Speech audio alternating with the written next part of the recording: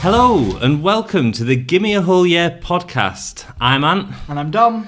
And today we're looking at the Wrestling Classic 1985 from November the 7th. Indeed, it's Chicago. In Chicago, Rosemont Horizon. Indeed. No CM Punk chance there in this. We put them in.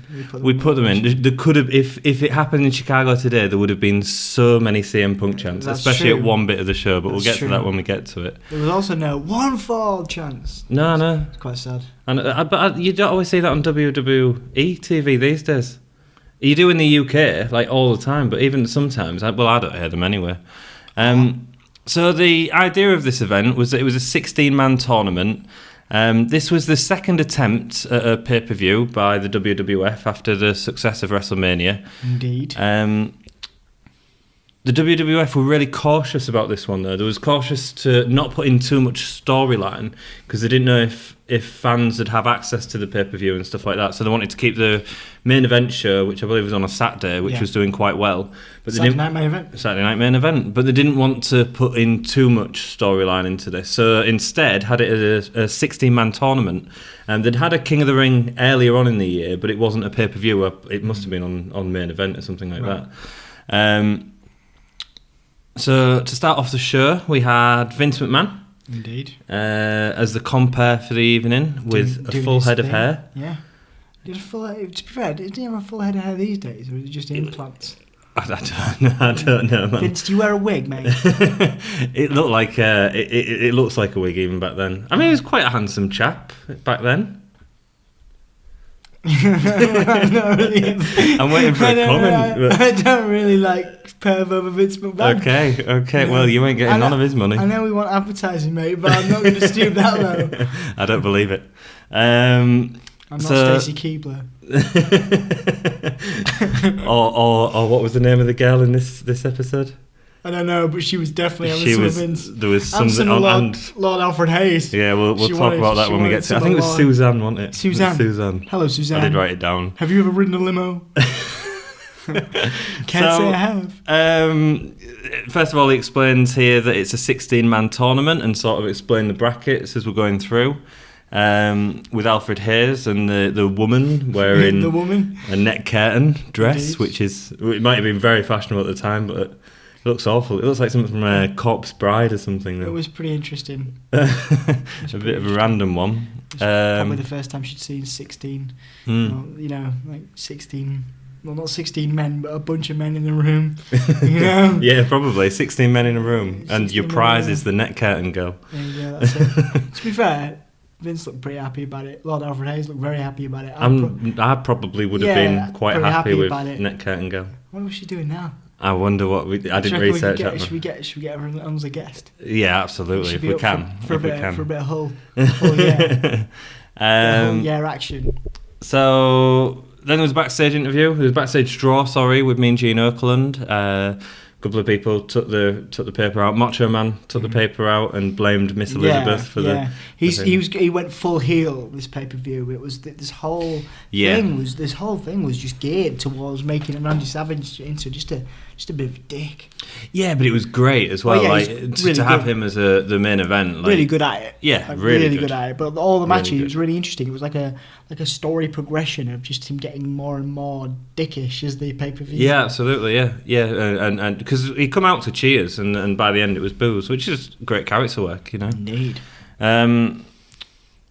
Afterwards, there was a Jack Tunney interview. I never really got the whole Jack Tunney thing. Boring as fuck, mate. Yeah, well, president of the WWF, but obviously he wasn't actually the president. It was Vince. So that's weird, isn't it? Like a storyline. A storyline president. Yeah. Obviously, Vince wasn't ready for that yet, or something like that.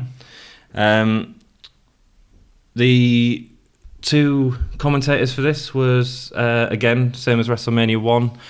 Gorilla Monsoon and Jesse the Body Ventura. Indeed. The dynamic again was really good. It's like all the way through. Face heel commentators have been a constant until these days. Oddly enough, there doesn't seem to be a strong face and heel commentator. Oh, I don't know. The last 5 years, at JBL, you've got on SmackDown. Yeah, but he blurs the line with a lot of faces. Yeah, whereas like WWE were really good, sort of in the 90s and in the Attitude Era, of having clear heels for commentators. Like Jerry Lawler was always a heel, whereas now Yeah, Jerry absolutely. Lawler's more of a face commentator. It's weird. But he's sort of gone past. Well, yeah, he's gone completely really now. But I suppose you have Corey Graves. Corey Graves is great, man. He's now a strong heel commentator. Yeah. So yeah. But then is he heel or you're right? It's a bit more blurred. He's definitely more of a heel, I would say. But anyway, yeah. So Gorilla was always the defined face commentator. He was always supporting, really dead against the negativity and the nasty actions of the heels. Yeah. And then of course you got Jesse the Body, who was just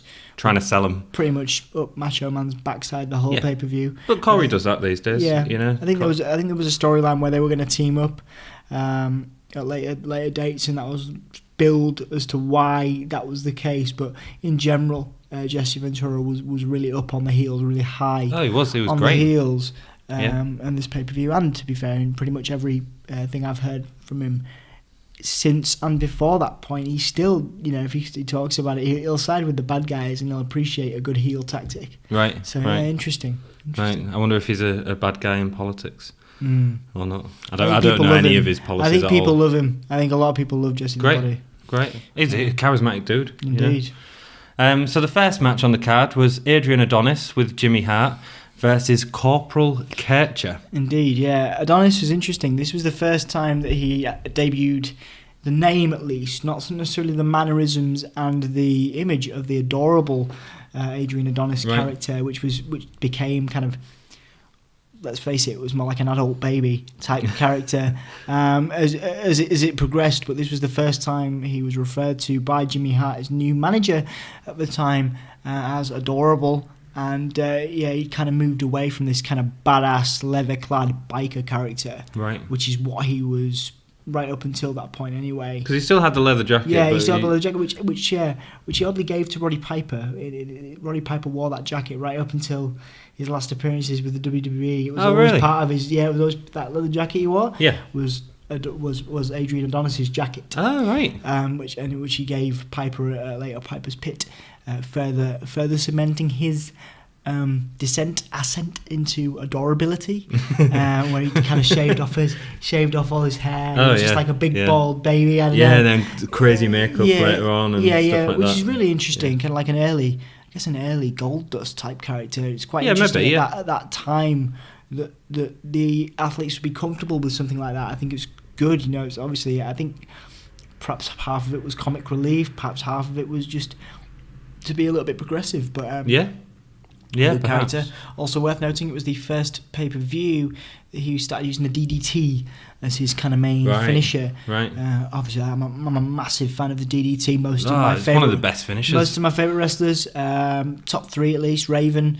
Mick Foley has used a double arm DDT, variation of it. Yeah, Dean Ambrose these days. Yeah, all use a variation of the DDT and do it really well. Adrian Adonis was a fantastic master of it. Jake the Snake Roberts as well, of course, the ultimate master of it. Yeah, absolutely. But that was Adonis, and I thought the match was okay. Corporal Krishna. Again, a time when they were really high on these kind of US, admirals and Corporal Kitchener was actually a former paratrooper, and that's why he got the gimmick. He looked like a G.I. Joe, I respect that. So that's why Vince had given him that gimmick. It didn't appear much else in the WWF. He got into it because he was in a gym and he met Hulk Hogan, and sort of started talking to Hulk Hogan. And Hulk Hogan helped him get into the WWF. Nice getting a bit of rub from Hulk Hogan. Yeah, he did tour with them to Australia and stuff like that later on in the year, and he was considered in the locker room as one of the toughest men in the WWF, and he was a very stiff worker. Right. But this worked to his detriment because it meant that people didn't want to work with him for fear of getting hurt. Yeah. So, his background led him to be stiff in the ring. That makes sense, to be fair. Yeah, but then he tested positive for drugs in 1987 and he was suspended. Okay. So, we had Jimmy Hart in a tiger suit. There you go. Looked like Tony the Tiger. I think that was all, again, to further this kind of movement into this kind of adorable gimmick for him. But he also had the megaphone, which he never had in WrestleMania 1. Yeah. And that, and I love the megaphone because partly all the way through the match you can hear the megaphone and you can hear what Jimmy Hart's saying, doing to the ring, and that become a staple of his gimmick as well. Yeah, managers aren't really a thing these days as much, and obviously, I think that Jimmy Hart, especially in the last 2 pay-per-views, more specifically in this one, just goes to show you just how important, like you said previously in a previous episode, most people those days, many years back now, had managers, and they were considered a very important fixture in what they were trying to do. Yeah. The other thing I noticed about this was there was a lot of bounce in the mat. Like compared to WrestleMania 1 where it was really loose ropes, this one there was a lot of bounce in the mat, and especially when you've got someone the size of Adonis who's being thrown on the mat, you could really see it. Adonis won with his DDT variation, and it was a quick match. Yep. What else to say about that? No. Moving on that one, I was happy with it. Like I say, it was a solid match. Used to push Adonis. And it went on to big things. Yeah, good big, things. Heavily made up things. Yeah. So next off we had Nikolai Volkoff versus the Dynamite Kid. Just so you know the sort of structure of these, we're not going to talk about wrestlers that we've talked about in previous episodes as much. We're going to focus on the new kid, and the new kid in this match was the Dynamite Kid. He wasn't at WrestleMania 1. Nope. It was interesting with Dynamite Kid, obviously, because he's a Manchester lad, and he had obviously a lot of good opportunities in the WWE up until the end of his career. It was quite sad for Dynamite Kid because British Bulldog, while they were still the Bulldogs tag team, which happened later, trademarked the name, so he could never use it in outside of the WWE. Yeah, and obviously he had a lot of injuries, a lot of back injuries, a lot of leg injuries, and that later contributed to his him losing his left leg and spending the rest of his life in a chair, which obviously, I think that the Dynamite Kid is probably one of the most underrated talents in the history of wrestling. I feel like if he had been a little bit lucky, because he was also in that lawsuit that WWE had a few years back with regards to head injuries. Right, the concussions. The people using the flying headbutt, which Dynamite Kid used frequently. Yeah. Not necessarily at this point in his career, but he did start using it quite a lot. And obviously, he took a lot of risks. He was heavily influenced by Japanese wrestling, by Mexican wrestling, and he was one of the earliest people, certainly at this time, in WWE history to use those types of moves, which obviously contributed to, I guess, more risks. Yeah. So it was a good all round match. As I say, very good way to showcase. Would you call this a match? Well, like I say, with the missile drop kick, and Volkoff was in.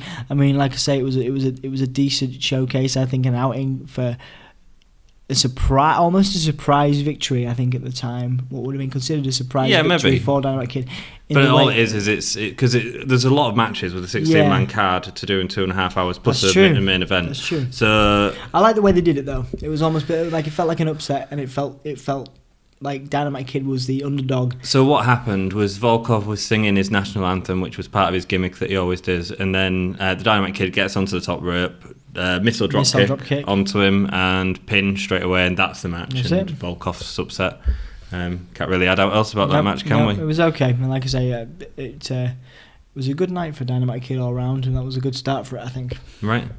Next up, we've got a new main eventer that wasn't at WrestleMania, who was massive, whose influence on the WWE was huge, and had some of the best matches of all time. And who this whole pay-per-view seemed to be really focused on, and that was Macho Man, and he was against Ivan Putski. That's right, yeah. Putski was he was a good workhorse for the WWE for the period of time he existed in the company. His family were heavily involved in the wrestling business for a little while. His son Scott actually had a brief run in WCW, but they didn't really achieve the same level of success years later after Putski's initial run, which we were talking about. He actually came back to WWE Raw and teamed with his son against Scott Steiner. No, Jerry Lawler and Brian Christopher, there Right. you go, Brian Right. Christopher, which was interesting. But yeah, this go back in time. It was weird because with this match, I think it was a decent showing. I think he managed okay, but again, it was very geared towards pushing Randy Savage forward. I thought he undersold a couple of moves yeah. that Savage did, so that automatically He was makes a him tough look guy, strong. Putski. He was a former strongman. Was he? And he actually went into a career following his WWE run. He went into a career as a school school head of security. Oh, really? So he was always the tough. Yeah, he was always a very tough guy. Build again, almost like I would compare him to a Cesaro type character, where people liked him for his work ethic, but he didn't have enough overall charisma to really. He was appreciated on an industry level for his work ethic and the amount of work he put in, but the charisma wasn't there to take him to a level, say, of Randy Savage. Right. Talking about Randy Savage, a few details about him. He joined WWF in 1985, and this was between WrestleMania and the Wrestling Classic tournament. And he was given a strong push right from the start because he was a hell of a talent, especially on the microphone. I mean, these are the days where most of the promos were about a man shouting into a microphone, and he sort of took it a different level. His voice anyway was unique. Yeah. I think it was very put on, wasn't it? And people took the mick out of it quite a lot. Yeah, but it was very much part of his character. But it was billed from the start of him coming as the top agent to sign to the WWF.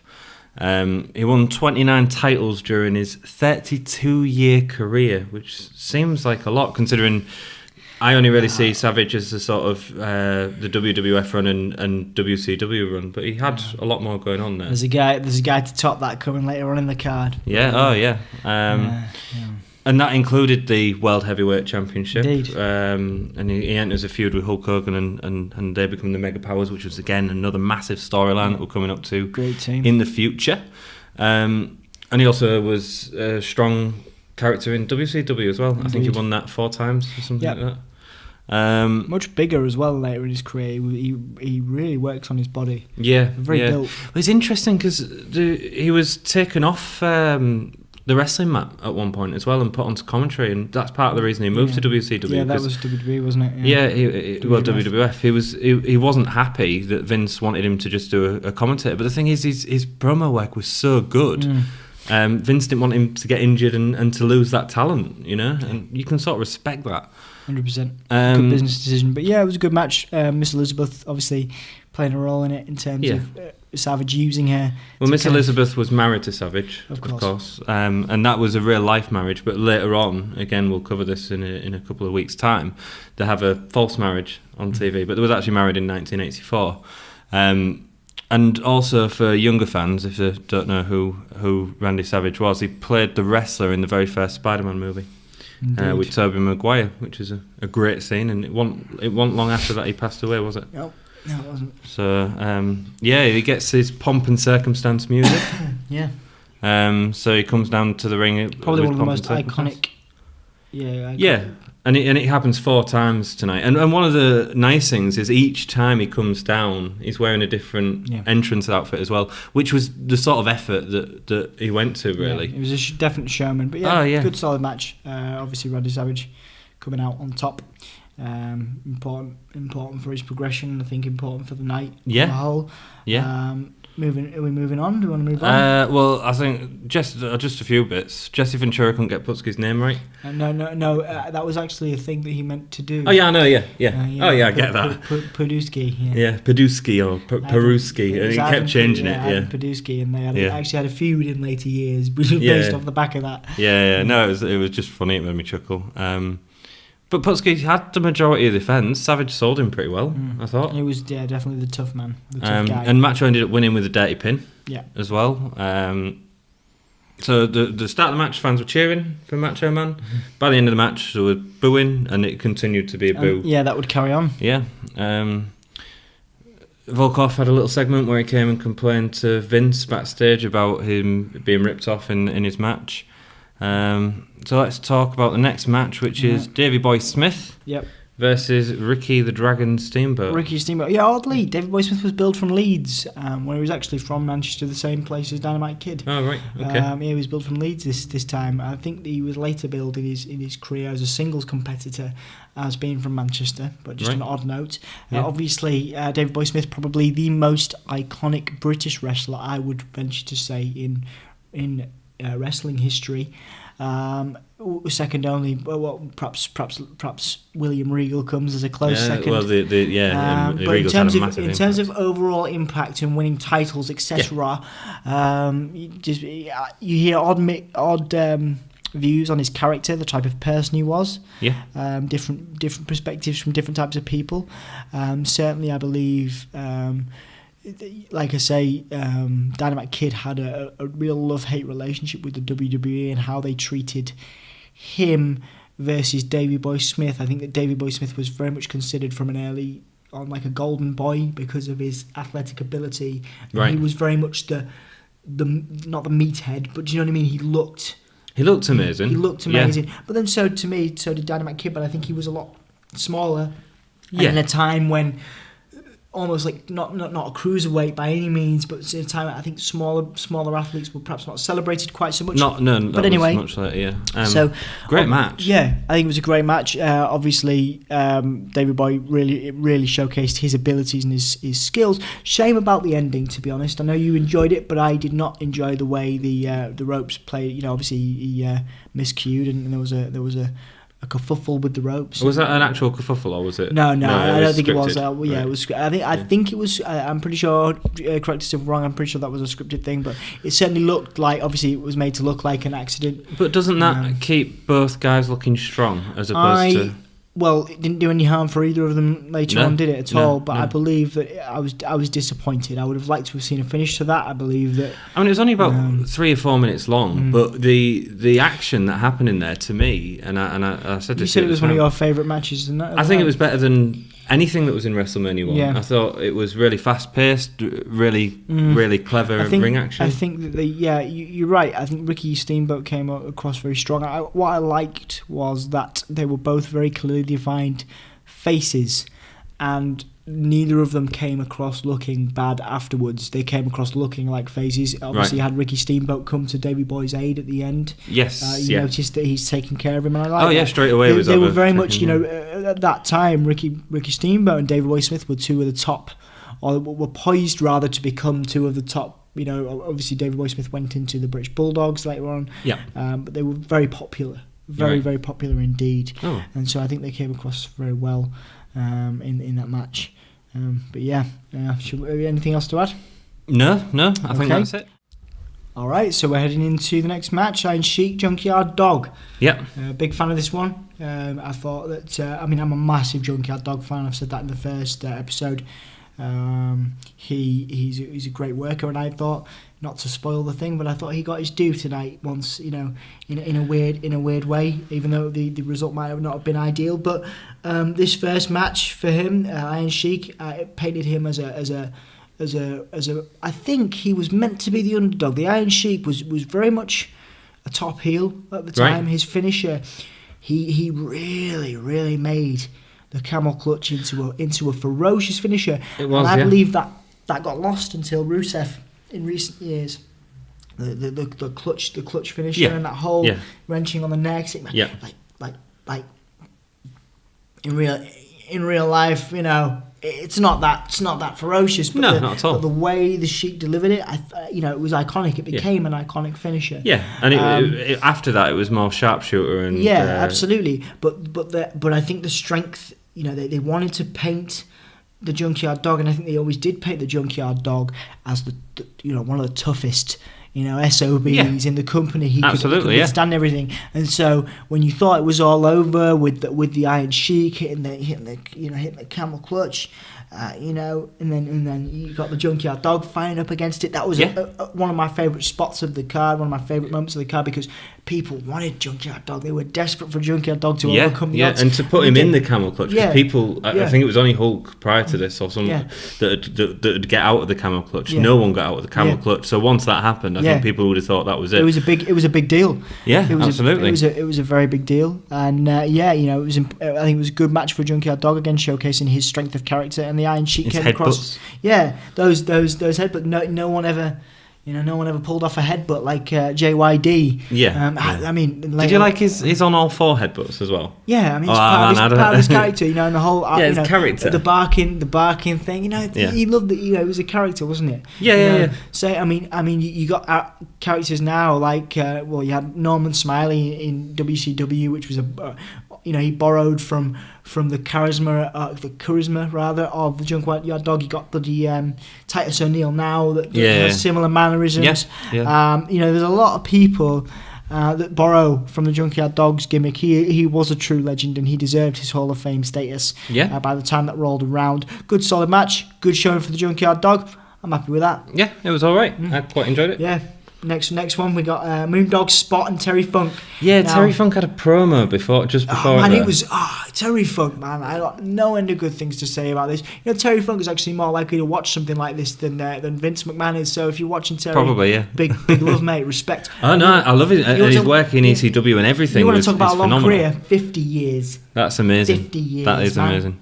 That is 50 amazing. years. He only just retired after his about 65th retirement last year. So he retired a bunch of times. Yeah. Way back, I think his first retirement was after his I'd perhaps say he certainly retired after his WWF run. Right, yeah. Years ago. Yeah. And he's had a bunch of retirements since then. Yeah, But he went back to ECW and then But he's been profound around the world as well, New Japan and all sorts. A pioneer. We just said, a pioneer really of hardcore wrestling and a pioneer, of the promo. I mean, to be fair, let's break that out. He can. I mean, it was quite sad to see. Obviously, it's old age. He did a promo with Dean Ambrose before his chainsaw. Before, and you could barely bless him. You could barely understand Yeah. what he was saying. But obviously, age catches us all, and Terry Funk has been given his probably had one of the greatest lives, if not top 10 at least, greatest lives of all wrestlers on the planet. He's got some amazing stories. If you can listen to him and get it out of him, he's got some incredible stories. People talk about the Ric Flairs, people talk about your Hulk Hogans, but you know what?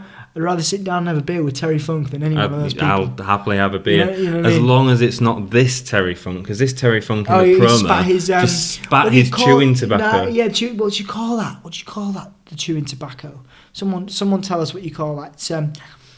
I just know it's chewing tobacco. No, it's you call it something, but right. The brown stuff, and you chew it up and you spit it out. It spits it on the camera. That's it's a big thing. It's a big American thing, but he spat it on the camera. I thought it was a great promo. It was great. It was a great. You would never promo. see anything like that. These days. No. And Terry Funk was probably one of the best promos I've seen. It was great. I've seen a lot of pro wrestling promos over the years, watching so much wrestling. But I was very impressed with it.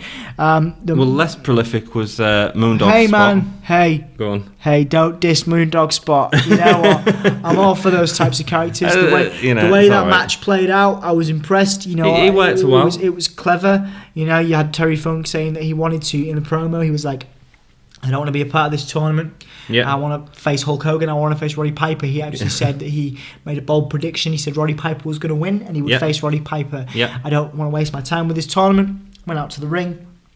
Moondog Spot, who's played as this kind of almost like for better or worse, almost like a Eugene-esque character. Eugene was kind of he had a few sort of mental health issues, and he was that was what he was portraying. That kind of thing, and it perhaps like I say, it wasn't necessarily appropriate then, and it wasn't appropriate when they did it with Eugene. But he was meant to be a little bit slow. Was Moondog Spot he was chewing a bone most times, and so you had Terry Funk trying to take advantage of that, saying we don't need to be here. You walk out. And then, so Moondog Spot piles off. Yeah. And Terry Funk thinking, I thought they were just going to go to the back and and that kind of thing. But Terry Funk actually attacks him with the aim to knock him senseless. But it was literally just a knock on the back. I don't know what he was thinking was going to happen there, but he literally just got him on the back and then expected Moondog Spot to go down. Of course, he didn't. He chased him to the ring. They had a little bit of a brawl. Yep. And Terry Funk got the upper hand. This is all outside the ring while the 10 count's going on, and rolled good old Moondog spot back in the ring. Yep. Of course, Moondog managed to survive because he hit the 10 count just before Terry Funk got back in. Yeah. So you see, my only problem with this type of thing is that Terry Funk was such a massive. He wasn't necessarily a massive star or draw, but he was such an incredible wrestler. I think back then he was more of a draw than you would think. Really? Yeah, he was a big heel. I thought he was a bigger draw a bit later big on. heel. But he was. He had a very Stone Cold-esque vibe. Yeah, he did. Yeah, he had a very Stone Cold-esque vibe in his early career. But I just wish we could have seen him, because this is the problem with having a 16-man tournament with all these people, and you've got to have these matches that are either squash matches or silly play matches, and that's the problem. We don't get to see enough of Terry Funk, in my opinion. Yeah. Because of Moondog Spot, and Moondog Spot goes into the next match, and that one's a bit of a throwaway match as well. Yeah. Later on. Moondog Spot. Yeah, he was. Did you know he was tag team champion? Yeah. With Moondog Rex Yeah. in the WWF before. Yeah, and he actually had a very brief spot in TNA. Yes, he did. Later on, before he died, he actually died in the ring. Yeah. At Jerry Lawler's birthday celebrations in 2003, which is very sad, November. So he wrestled for TNA in 2003, and then earlier in the year, and then died in November. Very sad. Very great perhaps underappreciated wrestling character. Yeah. But really good. Next you got Magnificent Morocco, Tito Santana with Mr. Fuji, another one of the greatest managers in history. Oh, Mr. Fuji was incredible. I wasn't very impressed with this match particularly, so I'm going to keep my viewpoint quite short. Well, can I talk a little, because we talked about Tito last time. Let me talk a bit about Morocco. I thought he looked like a beast. That's my comment on him. He does, really. yeah, he does. He'd been a regular on WWF since 1981, so that's sort of 4 years prior to this event, where he'd won the Intercontinental title. However, he did lose the Intercontinental title to Tito. So you've got that history there, and that's probably why they were put together in the first match.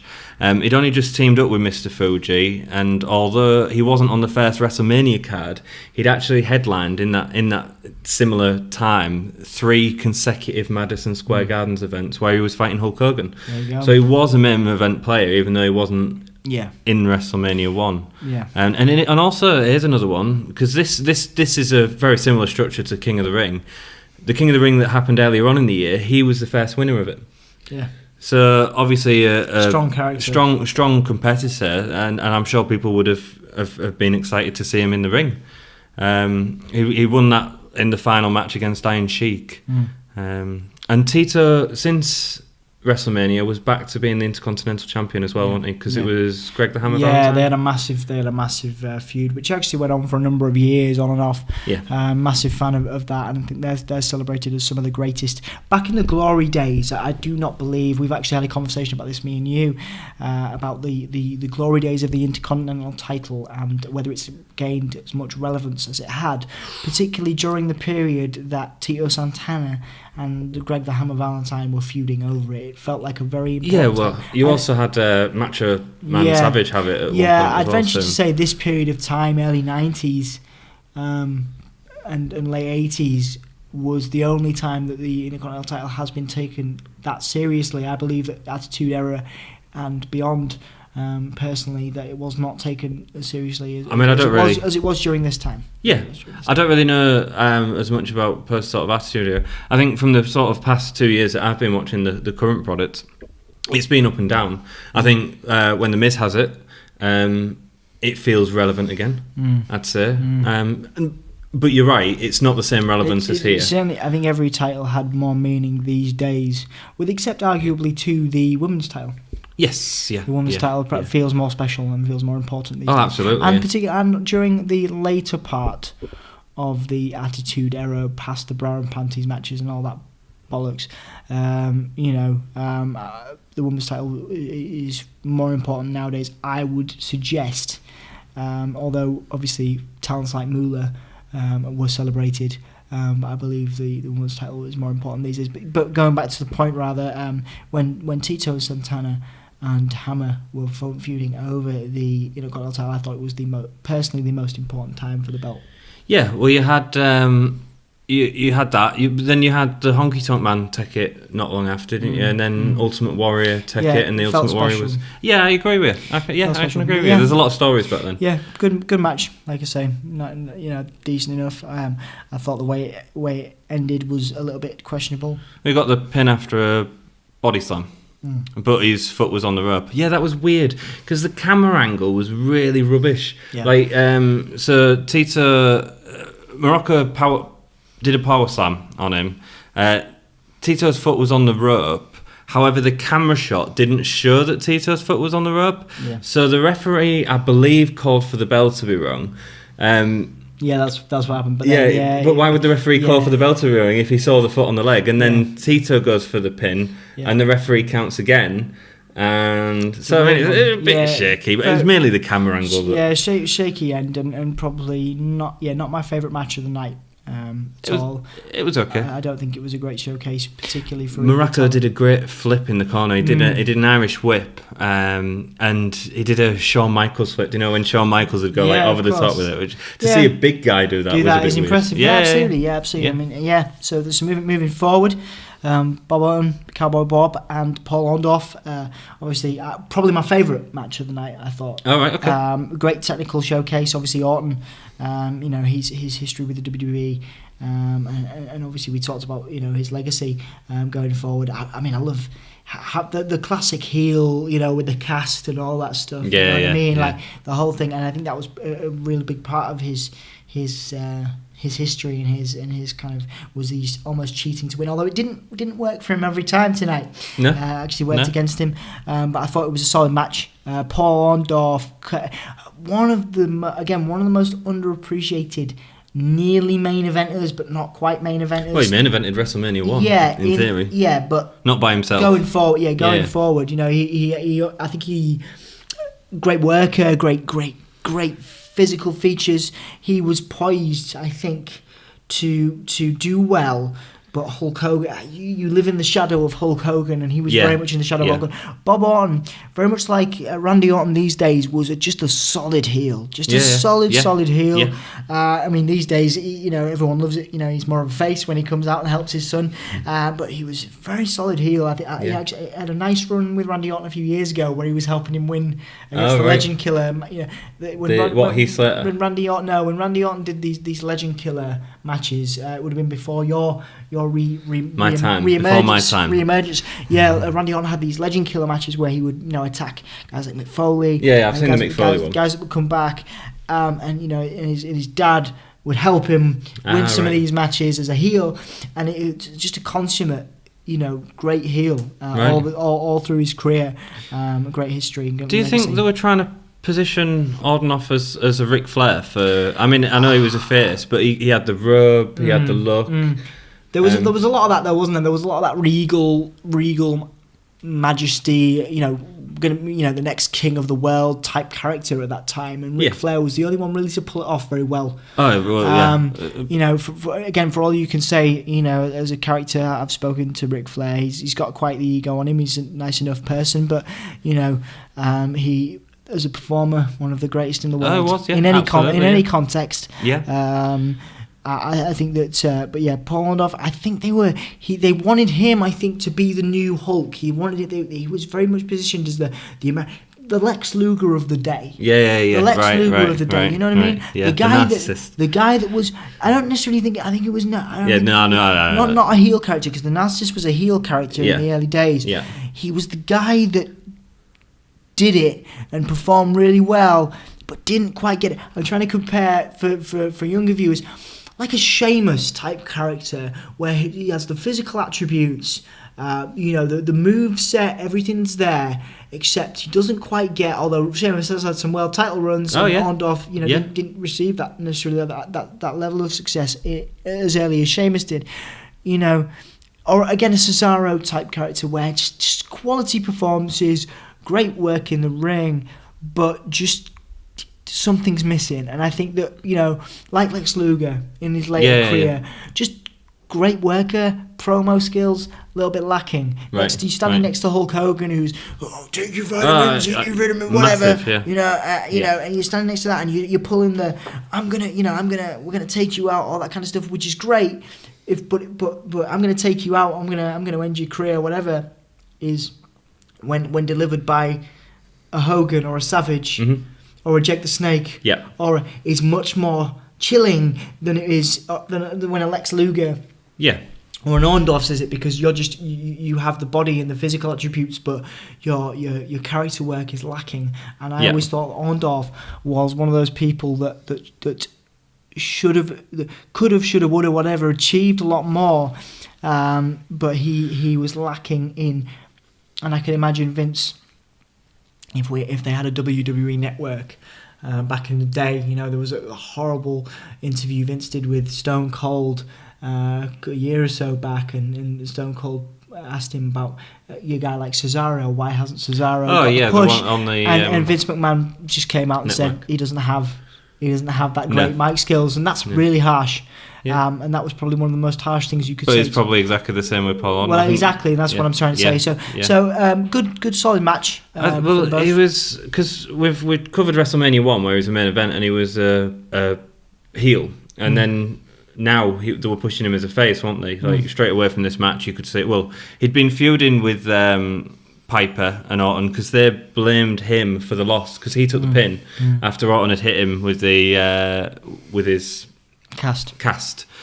So that was how they turned him into a face, basically. So that's sort of a bit of story between what happened. It was a fast wrestling match. It was good. It was really good. There was a lot of time with Orton working over Orton's arm at the start. There was a great moment where he had a handful of tights. Mr. Wonderful took a handful of tights, and the WWF now has to blare his bottom. Bob Orton's bottom from being shown on the network, which I just thought was funny. It's funny, isn't it? They also blare when the superstars say WWF. They blare the F, but it's weird, that, isn't it? I think it's the acronym, isn't it? It's because obviously, I think you can say World Wrestling Federation, not WWF. Weird one. Anyway, so moving forward, I guess. Winner of that match was. Of course. It was Orton. He turned over his cast. Obviously, he used to play that there was a harder side and a softer side, didn't he? Hits Paul Orton off with it. In view of the referee. I think the referee, and I think this is the first time I noticed it, was Al Ebner. Who later on was famous. He was disqualified, wasn't he? Yeah, he was disqualified. So it was in plain sight. To be clear, Orton was disqualified. Against Orndorff, so Orndorff picked up that win. Moving forward. So the quarterfinals. Adonis and Dynamite. Great technical showing for Dynamite Kid. Probably his best showing of the night, I would have said. Showing the vicious streak of Adrian Adonis as well. He reminds me so much of Jerry Lawler in the way that he performs. Adonis. I can see that. And very similar characteristics. Lawler would have been around at that time, but obviously a lot younger. And before we saw him in WWE, but again, very similar characteristics, very similar performance style. Obviously with Jimmy Hart as well, so really good combination of charisma and good mic skills with a great manager. Obviously we've said a lot about Adonis, but I'm a fan of his work as a heel. Dynamite Kid, the potential he could have reached. We've discussed one of the most sad stories, I think, before we move on to the match itself, one of the most sad stories in wrestling. The potential he could have reached as a performer, he would have been. I believe he could have been.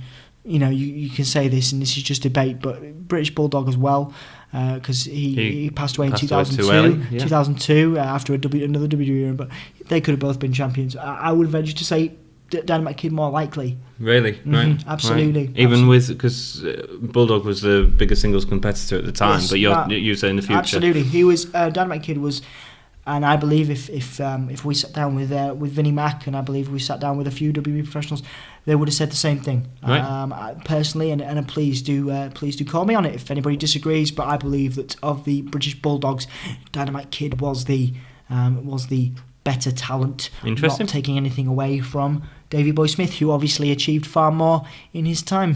So in this match, Jesse Ventura leaves the commentary to talk to Macho Man. Go to his bud. Go to his bud. Yeah. Jimmy Hart distracts Dynamite, but it ends up working against him as Adonis and Hart clash, and Dynamite gets the pin. Indeed. Okay finish. Classic heel face win. Manager finish. Yeah. Yeah. Big for the face. Dynamite comes out looking strong. Adrian Adonis comes out looking strong as well as the heel. Yep. So, good.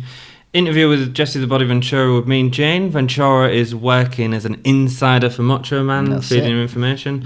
There's actually quite a lot of story going on within this one pay-per-view, and I think especially at the start they do a really good job of framing all that, because story's a really important part of wrestling. They do a really good job of framing all that, but I think it starts to get lost actually a little bit towards the end. So all this great framing ends up 10 times better, I think, than WrestleMania 1 personally as a pay-per-view. I thought it was better than WrestleMania 1. I don't know about 10 times better. But if you was to watch, if someone was to watch one match from 1985, we'll go into that at the end. Yeah, absolutely. Yeah, we can get ahead of ourselves. Absolutely. Randy Savage, Ricky Steamboat. Yeah, new outfit again. Yeah. Looking great. Looking good, yeah. Looking good. Solid match too. Really, really solid match. Well, Macho starts using Elizabeth as a shield from the start. Yeah. Classic again, heel. We know we're going over old ground, but Paige Savage is an incredible heel. Yeah. Probably my second favourite match of the evening. I think that they both come across looking fantastic. Well, it's a precursor to the WrestleMania 3 match, which is one of my favourite matches of this era for definite. It's not at that level yet, but the fact that they're both on the top rope quite a lot, lots of high flyer moves, yeah, totally, and they both got unique styles. He's playing the heel at times. Steamboat looks strong with his sort of poses. Always, yeah. Steamboat, incredible performer. And what about the ending? Yeah, like I say, again, just the ending and the kind of heel tactics, I guess. Yeah, well, that's what it is, isn't it? Savage's heel tactics all the way through the night. He almost like Vince is feeding him in his ear, which is, potentially he's gone out there, always like Vince is feeding him information, got to constantly maintain that heel persona. And he just does it so perfectly. Yeah. I've never seen it, a whole pay-per-view, so covertly centered around someone's journey as a heel. Yeah. So blatantly, but Randy Savage nailed it. Miss Elizabeth plays the damsel in distress incredibly well as always. Innocent. Everyone loves Miss Elizabeth. Everyone wants to save Miss Elizabeth from Randy Savage. She was Ricky beautiful. Steamboat. Yeah, Ricky Steamboat included. He's the good guy. He's the ideal. The ideal athlete, the ideal man, and Randy Savage is the guy with the potential that just wants to take the shortcuts, and I thought it was played out really well. What do you think of Miss Elizabeth's perm? Miss Elizabeth, always excellent. It's an excellent always perm, excellent. There's that is an 80s perm. No one in wrestling history does a perm better than Miss Elizabeth. So Macho Man Randy Savage wins by going into his pants and pulling out nothing. I think it's implied that it's brass knuckles. Yeah, but you can't actually see anything. I don't know if he did. I probably not, because I imagine it's not very comfortable to wrestle with a pair of brass knuckles in you. Didn't William Regal used to do that? What, in his junk? Yeah, but well, I never saw it. I never spent a great deal of time concentrating on William Regal's junk. But that was the idea. One of his finishes. Right. You should research this. Yeah. Go and look at his. William Regal used to use a finisher. Was a brass knuckle hit. Yeah. And did he used to keep it in his crotch? And apparently he used to keep it in his crotch. Very good. And they good. were there. I did see the brass knuckles. What, with Macho Man? I did see some. No. Oh, right. But did you see? You didn't see him with Macho? Because I couldn't see him, and I've rewatched it and went, nah, I can't see anything. No. As he's walking out as well, a piece of paper hits Macho Man, and straight away which I just thought was brilliant. Like, it's a piece of paper. Sell that piece of paper. Yeah. Randy. No, it was great, man. Great match. That's it. All right. So, still in the quarterfinals, Moondog spot, Junkyard Dog. Very little to say about this one. Poor Moondog spot is portrayed to look very weak and very silly, but I guess that was his character at the time. Basically, just gets mowed down by. It's a really weird match. It's not really explained very well. The referee doesn't even come in. Yeah. So they just Junkyard Dog gets in there, starts attacking him. The bell's not even rung. Does a couple of moves on him. He's pinned, and then But when he's pinning, Junkyard Dog starts counting the pin himself. I think that was probably the only time in WWE history where an athlete's counted his own pin. Well, they do it as a joke, but never where it's counted, it's It's as weird. a valid win. And like I say, I think that was one of Moondog Spot's finest hours. Unfortunately, in WWE, he wasn't really featured before or beyond. It's almost like he was bought in for the tournament itself. He wasn't really featured as strongly in WWF WWE programming before or after. So. Quite a sad finish, and it very much portrayed in the same way that a Eugene or a Santino Marella was portrayed in their time in WWE. They seem to repeat history quite a lot. Oh yeah, because it's simpler. The WWE, what works and the WWE writers, etc. And I think that. But this didn't work. Yeah, it worked. It worked until, in my opinion, until Junkyard Dog. Counted his own pin. It was classic. The guy that probably, the kind of the big meathead dude that perhaps shouldn't have been there, because he was silly or whatever they were trying to go with Moondog Spot, with his chewing his bone, to himself, getting caught in the wrong place and the wrong time. Junkyard Dog has no patience for it. Counts his own 3 point, and that's 3 count. And that's it. Moving. That was that. It was a silly match with a silly finish. Silly. Dave Meltzer from the Wrestling Observer wrote a review on this match. I know how much you love Dave Meltzer. Screw Dave Meltzer. He gave this match -5 stars. So there was a whole thing recently about Dave Meltzer breaking his star system for the Kenny Omega and Okada match. He broke his star system in the past for this match, where he gave it a -5 star review. Yeah. So, well. It was poor, man. It was Dave Meltzer he could do one, because his opinion overall, it was a silly match, and it probably was a -5 star match, but your ego is ridiculous, mate. So shut up. Okay, moving on to Paul Ornoff and Tito Santana. Probably weakest. I'm gonna change Weird. it up. Weakest match of the night. Yeah. The lineup is great. Both people are. I don't know if it's the weakest, because the Junkyard Dog one is just a joke. But this match is slow. It was weaker than the Junkyard Dog Moondog Spot match. Well, at least he didn't waste any time. I suppose. In my opinion, because that was silly, but you knew why it was happening. Whereas this is two incredible, exceptional, best in the business athletes.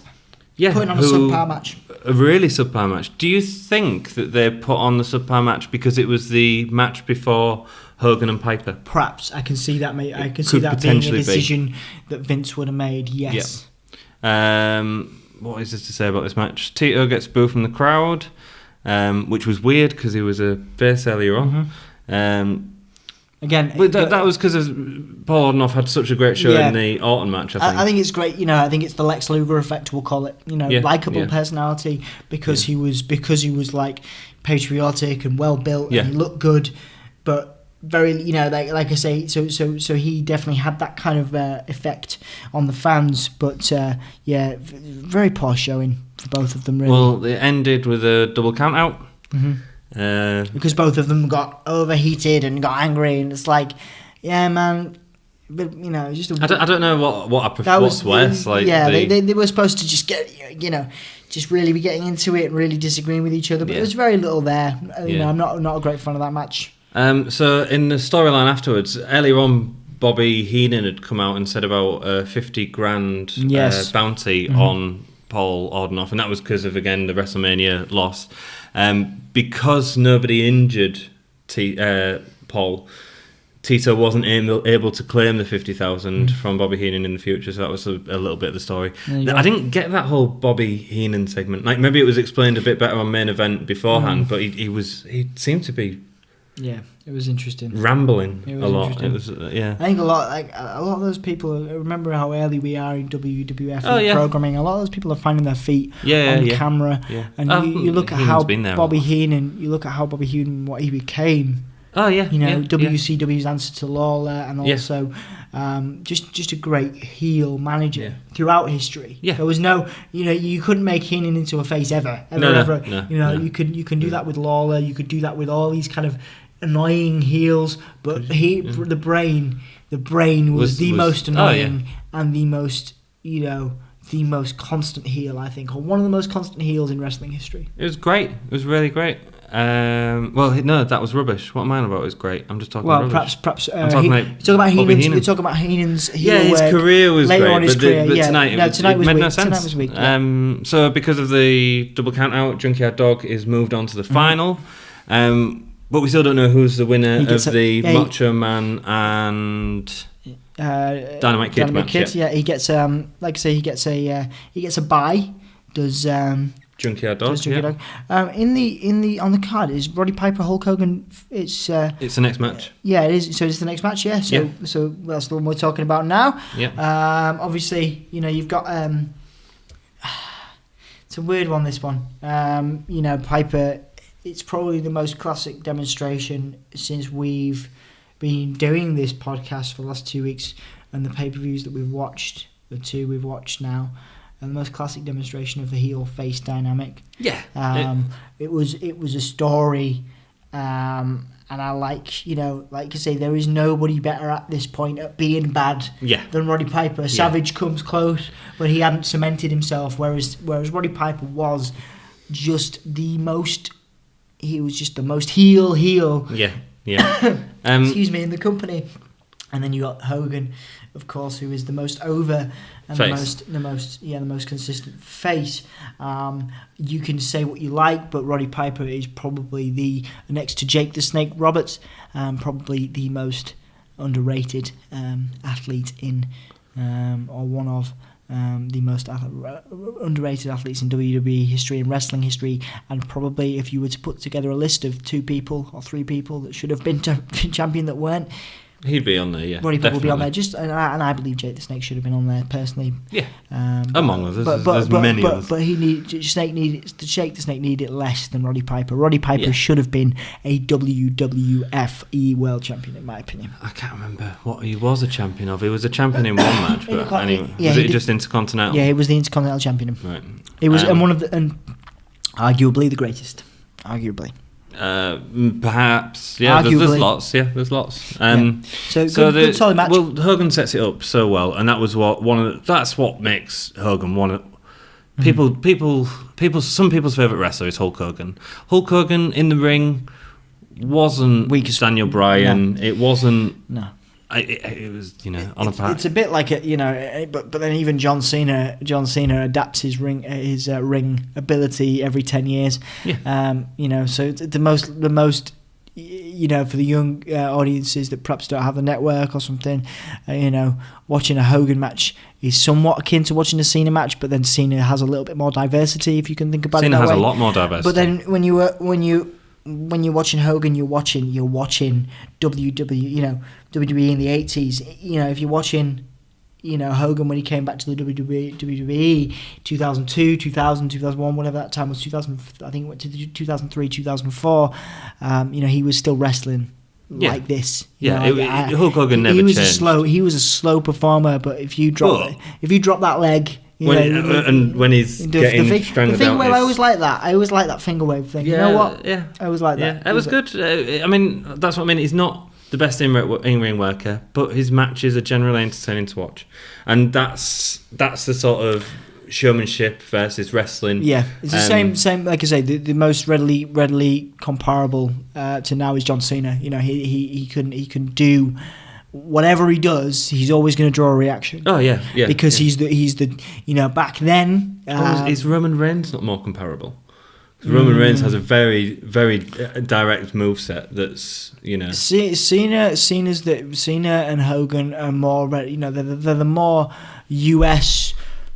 The patriotic, the poster child types. For whatever reason, Hogan became that, because I'm not entirely sure why, but I can understand why they put that pressure on a Hulk Hogan. It was oozing charisma. Because it was the charisma. I think it was all charisma. Whereas Cena has he's got ability, the athletic ability, and the looks, etc. I think Reigns is almost.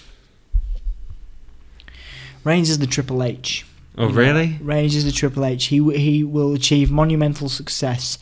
But he will never be the poster boy quite like Hogan and Cena. No, I just think, I think they try and make him the poster boy, but I just think that his moveset is very samey. like Hogan's. I think he doesn't sell things similar to Hogan. And if you look at the Superman punch or something, it's a leg drop. You know, it's nothing that's, or even a spear. I mean, it's been sort of, the spear's a great move, and it is devastating when used in the right time. But when it's overused, as it has been in the WWF now for years, like the super kick. Like the super I kick, love the super kick. I love the super kick, but there's people that do it well. There's people that do it not so well. You know, and once you start repeating a move like that over and over again, it gets boring. No chin music. No chin music. James Ellsworth. Yeah. So yeah, good solid match. Like I said, disqualification win. Orton interferes. Orton interferes. Yeah, who was Rowdy's bodyguard at the time. Of course. So you had the cast come into play and all that kind of stuff. It was decent, but then Orndorff. I'm calling him Orndorff now. It's Orndorff. Orndorff comes in and makes the save for Hogan, and again it sets up that kind of early Allied powers, but not quite Allied powers, because people don't really give as much of a fuck about Orndorff as they do about Savage. You know, but it was very much geared towards two big babyface athletes. You know, that was the direction that was aiming to head in. Absolutely. And so it was a nice ending, setting up the strong heels. Well, and that continued for the next few. I don't know if it's in WrestleMania 2. There was a Mania angle for it. But it was on main event for the next few weeks. So tag teams all feuding with each other, as there had been from WrestleMania 1, I suppose, really. It was a sort of long time feud, and the first sort of year that we're watching, because we've nearly covered a year of this. In 2 weeks, we've covered a year of wrestling. Yay, us. Randy Savage versus Dynamite Kid was next. And match of the night for me. Really? I changed it up. Oh yeah, dude. Absolutely. You changed it up. You've chosen several. I changed it all up, man. Dynamite Kid, really impressive. Macho Man comes across again, a great heel. He's great. Great. Again, the cheat to win thing. It's old as time, but it works really well in this context. These one move in this match, the Dynamite Kid does a suplex off the top rope, and it looks great, and they both sell it really well. I think Dynamite Kid used that as probably contributed to his extensive back problems, but I think it was a finisher for him for a long time. Right. That superplex, because he does that, and then Macho Man sneaks in the win, doesn't he? Because I think he thought he was pinning Macho Man, but actually it was him that was getting pinned. So he celebrates afterwards, and then it's announced that Macho Man. A nice win, a nice way. They do that quite a lot now. Still do it. They have the fake. One person thinks he's winning, the other person thinks he's winning, and then they both think they're winning. I think it was last done effectively with Luke Harper and Randy Orton when they were going for the world title on SmackDown, or AJ Styles was. You're on about the AJ Styles throwing out the rope thing? Yeah, that was. Yeah, it was all rightly done. I mean, it was one of them where But anyway, so they did it well. But a real shame for me that Dynamite Kid didn't get the rub for this particular pay-per-view. But that's just personal preference. Randy Savage, it was a good heel win. So next up we have the main event. Man. No, we don't. We have a giveaway of the Rolls Royce. Oh yeah, man, just leave the fucking Rolls Royce. It was so awkward. It was such an awkward segment. So awkward. Had, None of them. Yeah, it was Vince McMahon flirting with Suzanne. Oh yeah. Oh man, and innuendo. Innuendo, and what was it? He was saying to Lord Alfred Hayes, was like, are you gonna give her a ride in the limo? And he said something awkward like, you're gonna be getting, she'll be getting something from me. And I was just like, you Lord Alfred weird man. Weird stuff. All for a girl with a net curtain on. Yeah, which is fine if you're not like maybe at least 10-15 years a senior, perhaps more. Anyway, so they're in the ring. There's a couple of CEOs and stuff, and Jack Tunney and Jack. The crowd. Good old Jack Tunney, who has no idea why he's there, and he still has no idea what he's doing. So there's a lot of cheers from the crowd for this. CM Punk chants. Oh yeah, we put those in Chicago. Chicago. It's really awful, isn't it? Then there's a weird interview with Hulk Hogan in the dressing room. Mean Gene goes into the dressing room and he says to the cameraman, he says, he looks over and there must have been someone just walking out of the shower like in the buff or something, and he says, "Oh, keep the camera up so that because there's people that have just got out of the shower here." And brilliant little moment, bit of a weird segment to have Hulk Hogan in his shower robe. Yeah. Here's a good one about. Just sorry to go back, Hulk Hogan. My partner came in while I was watching this and said, "Why is Hulk Hogan wearing a diaper?" Yeah. Shout out to Sarah Gasco. But yeah, white gear, white ring gear. And, not the most flattering, was it? Sarah did not dig the again, adult baby. Adrian Adonis, thing. Adrian Adonis thing, yeah. Trying to impersonate adorable there. It was, like I say, good match. Moving on from the from the shower car, scene. Was it a good match in the shower? Oh yeah. Obviously Hulk Hogan. Yeah. This like, if you watch this back, it's not going to be as exciting as we made it. But I know we gotta have fun. We make some weird comments on it. We talked about a sex tape last time. You're getting all sorts. We're into some weird stuff. Give me a hull, yeah. Hull, yeah. Randy Savage coming out next match, final. Randy Savage coming out. So the final, okay. Randy Savage, Junkyard Dog. Randy Savage comes out in a Dude Love shirt. He was wearing a tie-dye shirt, and I was like, that is awesome. Dude Love. Dude Love. Yeah. Could have been the original Dude Love. Love Mick Foley. Mick Foley. So we're gonna get a Mick Foley love session in every. We both love Mick. If we can. Hey Mick. Have a nice day. Have a nice day. So this was good. Again, classic heel face dynamic. There's a good point in the start where Randy Savage drags Elizabeth in front, and of course Junkyard's but he's never going to actually. But then he starts Elizabeth. Playing with the chair more in this one as well. So, he tries to get the chair into the ring, and there's a couple of little spots with that. And again, Jesse Ventura's commentary. Junkyard Dog trying to hit Elizabeth, and of course Junkyard Dog was never going to hit Elizabeth. It was funny, I really like the heel. It was again Jesse Ventura's strong heel. Classic. Strong heel commentary there. Painting Savage out to be this hard-working good person who was obviously blatantly the heel, and then painting the Junkyard Dog as this kind of animal. Yeah. And so that was really good. Someone went to give Savage a high five during the match from the audience, and Savage threw them away. It was brilliant. He was proper threw their arms out the way instead of it was really nice, man. It was a really good little moment. Savage kept going out and in of the ring at the start of the match it's building up heel heat. Of course. Yeah. I'm not going to fight the match. I don't. Junkyard was in control at the start of the match. It was good. Savage did 2 double axe handles off the top rope. Savage obviously known for his top rope spots with the finisher being his elbow. Never got to see the elbow tonight, which was sad. Shame. But the 2 double axe handles off the top rope onto the concrete. Yeah. Good spots. And then they did it again, and it was quite clever because this is where the third time Junkyard Dog caught it. Yeah. Countered it with a punch. Really good. That's it. And also, let's take a moment to give a shout out to rest in peace, Randy Savage, for those. I don't think a headbutt has ever been sold quite so well. Oh, you love Junkyard Dogs. The four on the floor. When he gets on his knees, hands his knees, and he headbutts like a dog. He touches him. He doesn't with his head. Yeah, touches him with his head.